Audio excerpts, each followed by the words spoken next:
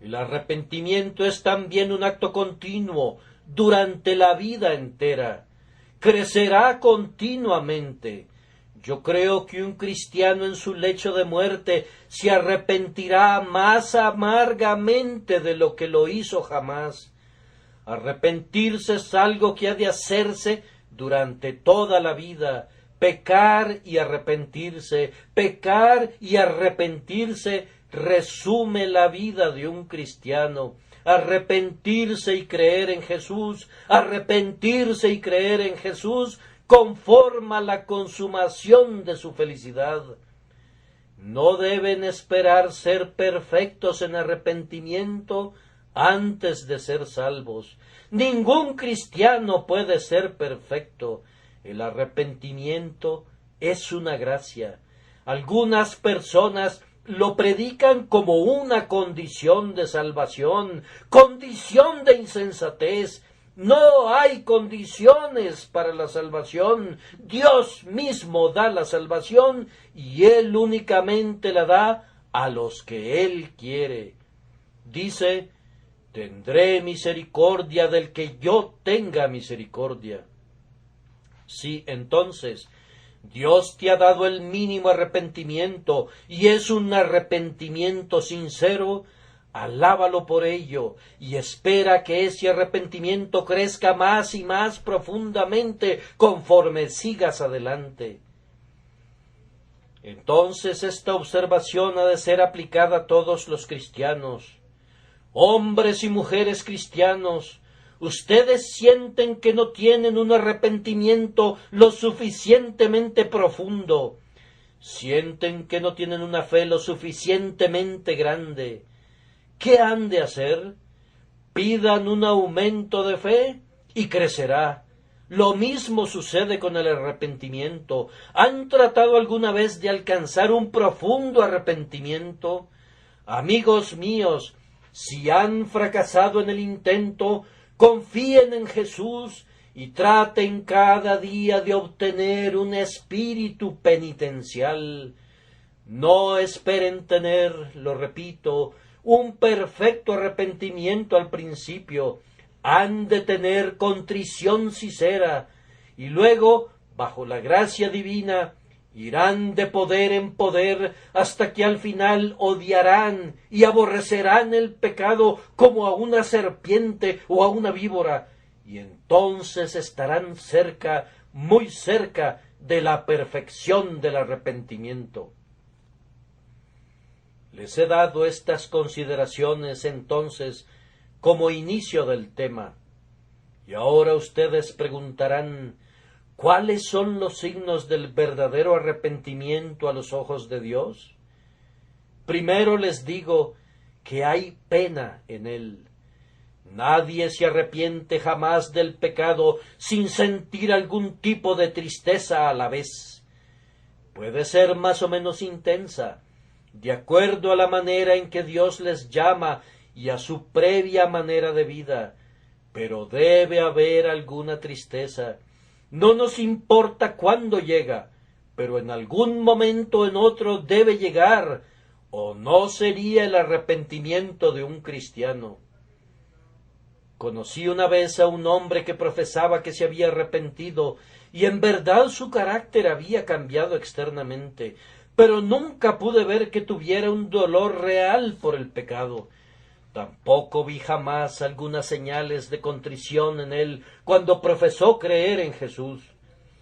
Yo consideré que en ese hombre se trataba de un salto extático a la gracia, y encontré después que tuvo exactamente un salto igualmente extático a la culpa otra vez. Él no era una oveja de Dios, pues no había sido lavado en contrición. Pues todo el pueblo de Dios ha de ser lavado en contrición cuando es convertido de sus pecados. Nadie puede venir a Cristo y conocer su perdón sin sentir que el pecado es una cosa odiosa, pues llevó a la muerte a Cristo. Ustedes que tienen sus ojos secos, sus rodillas sin doblar y sus corazones empedernidos, ¿cómo podrían pensar que son salvos? El Evangelio promete salvación únicamente a aquellos que realmente se arrepienten. Sin embargo, para no herir a ninguno de ustedes y hacerles sentir algo que no es mi intención hacerles sentir, permítanme observar que no quiero decir que deban derramar lágrimas reales. Algunos hombres tienen una constitución tan dura que no podrían derramar una sola lágrima. He conocido a algunas personas que han sido capaces de suspirar y de gemir, pero las lágrimas no brotan. Bien, yo digo que aunque las lágrimas suministran a menudo evidencias de contrición, podrían tener arrepentimiento para vida sin ellas. Lo que yo quisiera que entendieran es que debe haber un dolor real. Si la oración no es vocal, debe ser secreta. Para mostrar el arrepentimiento, aunque sea mínimo, debe haber un gemido, aunque no haya palabras, debe haber por lo menos un suspiro, aunque no haya lágrimas. En este arrepentimiento ha de haber, pienso, no únicamente dolor, sino que ha de haber algo práctico. Debe ser un arrepentimiento práctico. No basta con decir que lo sentimos y arrepentirnos, y luego continuar día a día como siempre caminamos. Muchas personas están muy apenadas y muy penitentes por sus pecados pasados. Óiganlos hablar. Dicen, lamento profundamente haber sido un borracho un día, y sinceramente deploro haber caído en ese pecado. Lamento profundamente haber hecho eso. Luego se van directo a casa. Y cuando llega la 1 de la tarde del día domingo, los encontrarán bebiendo otra vez. Y sin embargo, esa gente dice que se ha arrepentido. ¿Acaso les creerían ustedes cuando dicen que son pecadores, pero que no aman el pecado? Puede ser que no lo amen durante un tiempo, pero podrían ser sinceros penitentes y luego ir y transgredir otra vez inmediatamente en la misma forma en que lo hicieron antes. ¿Cómo podríamos creerles si transgreden una y otra vez y no abandonan su pecado?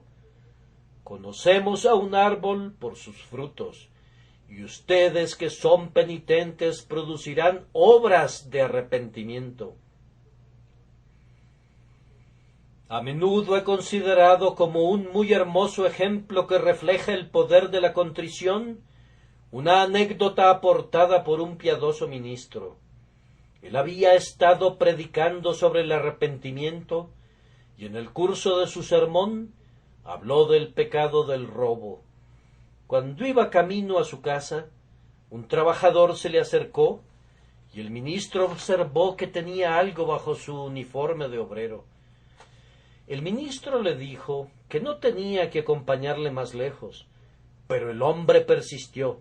Por fin le dijo, «Traigo un azadón bajo mi brazo que robé en aquella finca. Lo escuché predicar acerca del pecado de robo y debo ir y ponerlo en su lugar otra vez».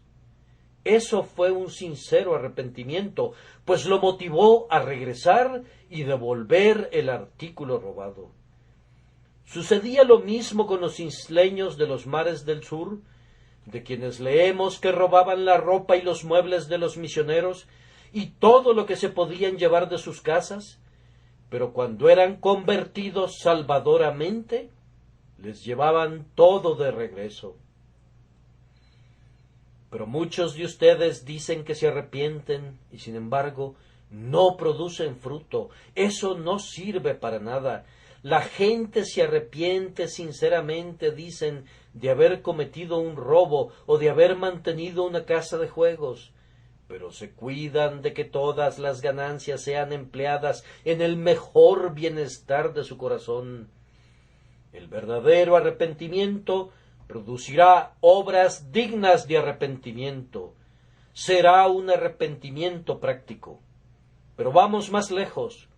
Ustedes pueden saber si su arrepentimiento es práctico mediante esta prueba. ¿Tiene alguna duración o no? Muchos de sus arrepentimientos se asemejan al rubor ético de la persona tísica, que no es ninguna señal de salud. Muchas veces he visto a algún joven en un trance de piedad recién adquirida, pero poco firme, y él ha creído que ha estado a punto de arrepentirse de sus pecados. Durante algunas horas, tal persona está profundamente contrita delante de Dios y por semanas renuncia a sus necedades. Asiste a la casa de oración y conversa a la manera de un hijo de Dios, pero regresa a sus pecados como el perro vuelve a su vómito. El espíritu inmundo ha vuelto a su casa y ha tomado consigo otros 7 espíritus peores que él, y el postrer estado de aquel hombre viene a ser peor que el primero. ¿Cuánto tiempo ha durado tu contrición? ¿Duró algunos meses? ¿O te sobrevino y se alejó súbitamente? Tú dijiste, me uniré a la iglesia, haré esto, aquello y lo otro por amor a Dios. ¿Son tus obras duraderas? ¿Crees que tu arrepentimiento dure 6 meses? ¿Continuará por 12 meses? ¿Durará hasta que estés envuelto en tu mortaja? Pero además he de hacerles una pregunta más.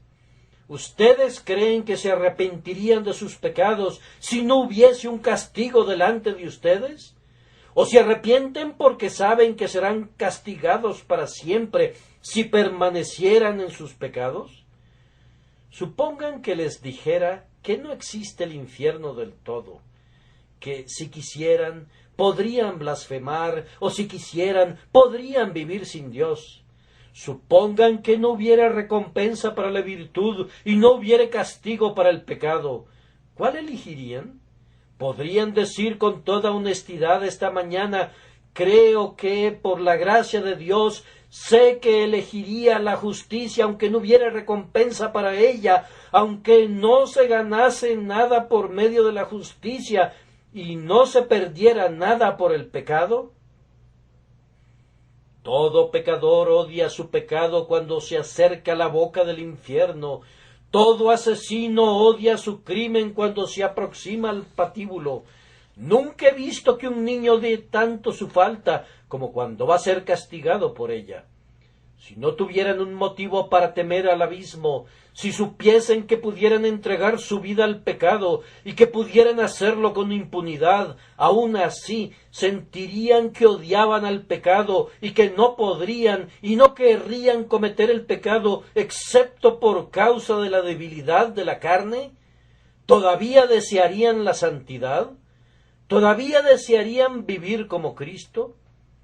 Si así fuera, si pudieran decir eso sinceramente, si de esta manera se volvieran a Dios y odiaran su pecado con un odio eterno, no tienen que temer, pues tienen un arrepentimiento que es para vida.